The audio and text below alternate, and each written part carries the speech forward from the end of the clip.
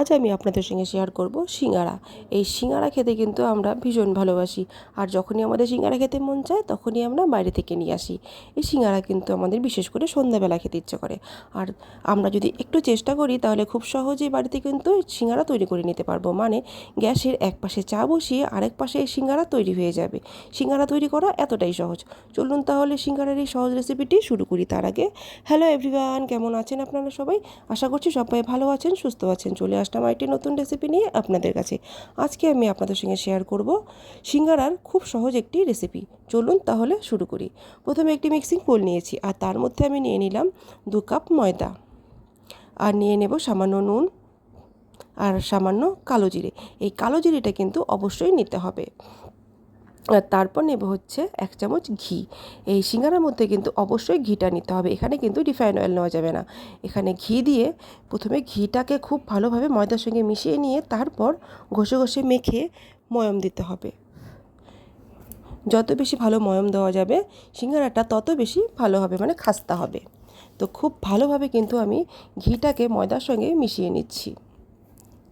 এখানে কিন্তু অনেকে ডালডাও ইউজ করে, কিন্তু আমি ঘি দিয়ে করছি, তো ঘিটাই অবশ্যই নেওয়ার চেষ্টা করবেন। তো দেখুন খুব ভালোভাবে কিন্তু ময়ম দেওয়া হয়ে গেছে। এবার এখানে আমি নেব জল। তো একবারে জল নিতে যাবেন না, অল্প অল্প জল দিয়ে কিন্তু একটা শক্ত ডো তৈরি করতে হবে। তো আমরা যে লুচি বা রুটি খাওয়ার সময় যে যেমন ডো তৈরি করি তেমন কিন্তু সফট ডো তৈরি হবে না। এখানে একটা একটু শক্ত ডো তৈরি করতে হবে।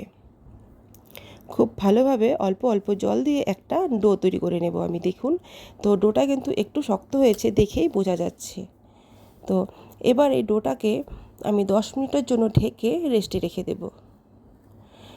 এটাকে 10 মিনিটের জন্য ঢেকে রেখে দিয়ে তারপর তৈরি করে নেব সিঙ্গারার পুরটা, মানে ভেতরে যে সবজিটা থাকে সেই সবজিটা। তো গ্যাসে কড়াই বসিয়ে কড়াই গরম করে তেলও দিয়ে, তেলটাও কিন্তু আমি গরম করে নিয়েছি। এবার এর মধ্যে আমি দিয়ে দেব হচ্ছে বাদাম। সিঙ্গারার মধ্যে কিন্তু বাদামটা খুব বেশ ভালোভাবেই যায়। তো বাদামটা দিয়ে বাদামটাকে হালকা একটু ভালোভাবে ভেজে নিয়েছি। আর এখান থেকে কিন্তু কিছুটা পরিমাণ তেলও আমি তুলে রেখেছি, কারণ তেল বেশ অনেকটা ছিল।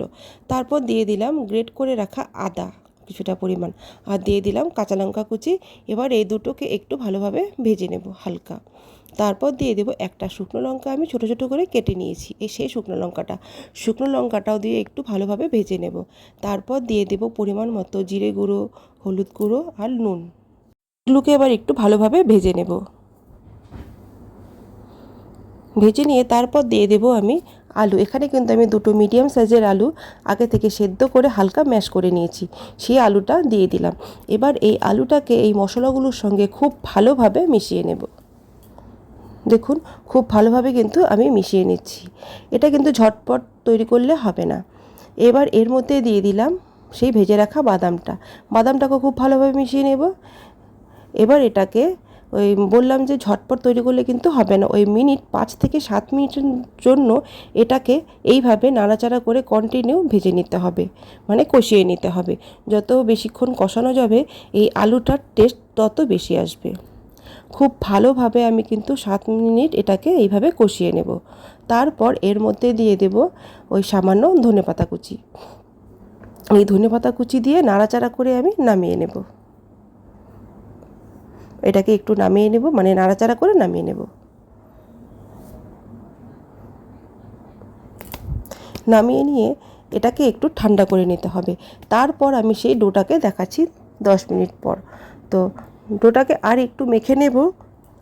তারপর আমি একটা বেলুন চাকি নিয়ে নেব, মানে একটা বেলুনের মধ্যে এই ডোটাকে নিয়ে একটু মেখে নেব।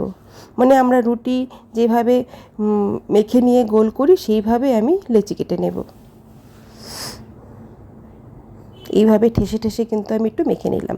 তারপর এখান থেকে ছোটো ছোটো লেচি কেটে নেব। এবার এখানে মোট 6টা হয়েছে আমার লেচি।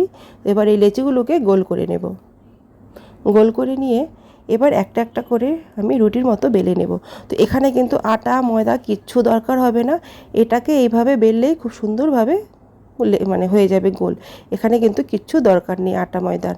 তো এইভাবে আমি বেলে নিলাম। তারপর একটা চাকু দিয়ে আমি মাঝখানে কেটে নেব। এইভাবে কেটে নিলাম। তারপর এই এক সাইডে হালকা জল দিয়ে এইভাবে একটু মেখে দেবো, মানে জল দিয়ে দেবো। তারপর এইভাবে ফোল্ড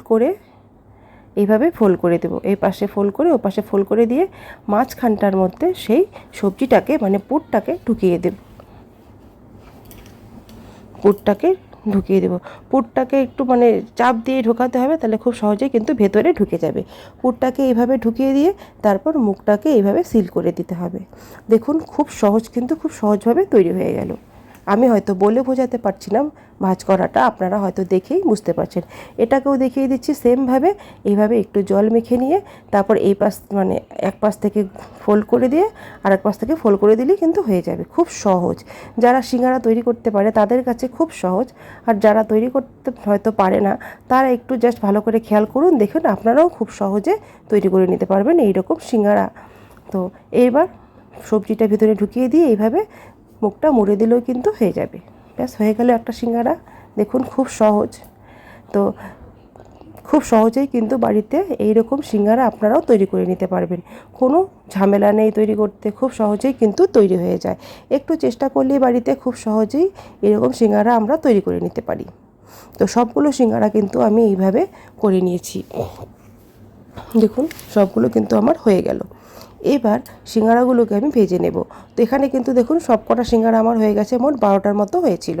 এবার কড়াই বসিয়ে কড়াইটাকে গরম করে তারপর তেল দিয়ে তেলটাকে কিন্তু হালকা গরম করতে হবে, খুব বেশি গরম করা যাবে না। হালকা গরম করে নিয়ে সিঙ্গারাগুলোকে মানে যে কটা সিঙ্গারা হবে সে কটা সিঙ্গারা আস্তে আস্তে ছেড়ে দিতে হবে। তারপর মিনিট 2 মতো কিন্তু নাড়াচাড়া কিচ্ছু করা যাবে না, ওই গ্যাসের ফ্লেম লো রেখে এইভাবেই হতে দিতে হবে। 2 মিনিট পর হালকা হাতে এগুলোকে একটু আস্তে আস্তে উল্টে দিতে হবে। এইভাবে আস্তে আস্তে উল্টে দিব 2 মিনিট পর, 2 মিনিট আগে কিন্তু টাচ করা যাবে না। দেখুন আমি কিন্তু একটা চামচের সাহায্যে আস্তে আস্তে উল্টে দিচ্ছি। তারপর এইভাবে যখন হালকা গোল্ডেন কালার চলে আসবে তখন গ্যাসের ফ্লেম হাই করে একদম পারফেক্ট কালার তৈরি করে নিতে হবে। গ্যাসের ফ্লেম হাই করে দিয়ে একটু ভাজলে এরকম পারফেক্ট কালার চলে আসবে। তো আমি কিন্তু সবগুলো সিঙ্গারা এইভাবে ভেজে নিয়েছি। দেখুন খুব সহজেই কিন্তু তৈরি হয়ে গেল সবগুলো সিঙ্গারা। তো দেখুন দেখতে কতটা সুন্দর লাগছে, একদম কিন্তু দোকানের মতনই লাগছে, আর খেতেও কিন্তু ঠিক ততটাই মানে দোকানের মতনই হয়েছিল। আমি আপনাদেরকে একটা সিঙ্গারা ভেঙে দেখাচ্ছি, দেখুন কতটা ক্রিস্পি হয়েছে। দেখুন আর ভেতরে সবজিটার তো কোনো কথাই নেই, একদম দোকানের মতো হয়েছিল। দেখুন মুখে দিলেই জাস্ট সবাই ওয়াও বলবে। দেখুন তো আশা করছি বন্ধুরা আমার এই ভিডিওটি আপনাদের ভালো লেগেছে, আর যদি ভালো লেগে থাকে তাহলে অবশ্যই লাইক করবেন, কমেন্ট করে জানাবেন। যারা নতুন এসছেন তারা কিন্তু অবশ্যই সাবস্ক্রাইব করবেন, আর যারা আগে থেকে সাবস্ক্রাইব করে রেখেছেন তাদেরকে অসংখ্য অসংখ্য ধন্যবাদ। দেখা হবে আবার নতুন কোনো ভিডিওতে। ভালো থাকবেন, সুস্থ থাকবেন, টাটা।